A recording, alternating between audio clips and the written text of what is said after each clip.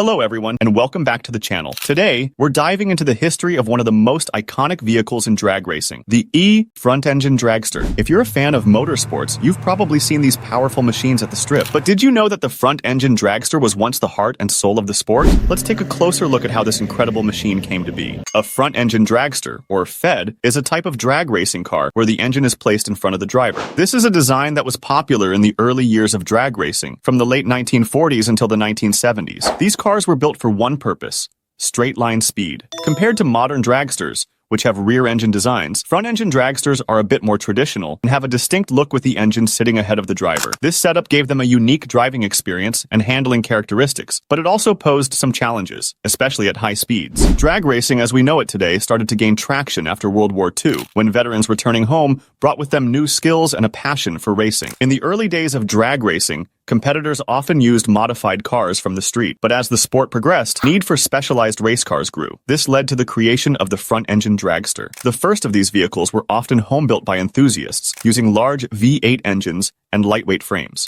These cars were stripped down to their basics, with long, low chassis designed for maximum speed down a straight track. One of the most iconic moments in the history of drag racing occurred in 1951, when driver Art Krisman, in his front-engine dragster, became the first to break the 150 MF barrier in a quarter-mile race. This marked a significant achievement for the sport, and soon, more drivers and teams were building their own front-engine dragsters. While the front-engine dragster dominated the tracks for decades, its reign came to an end in the 1970s with the advent of the rear-engine dragster. There were a few reasons for this shift. For one, the rear-engine design proved to be much more stable at higher speeds. In a front-engine dragster, the weight of the engine at the front could cause instability, especially at top speeds when the car started to fishtail. A rear-engine dragster, on the other hand, provided better weight distribution, helping to keep the car more balanced during acceleration. Additionally, safety concerns were a big factor. The position of the driver in a front-engine dragster left them more exposed to potential injury in case of a crash, especially given how fast the cars were becoming. With rear-engine designs, the driver was better protected, making the sport safer for everyone involved. Though front-engine dragsters are no longer the mainstay in professional drag racing, their legacy still lives on. They represent a crucial period in the history of motorsport, where drivers and engineers pushed the limits of speed and innovation. In fact, many fans of the sport still fondly remember the raw, unrefined power of the front-engine dragster. Moreover,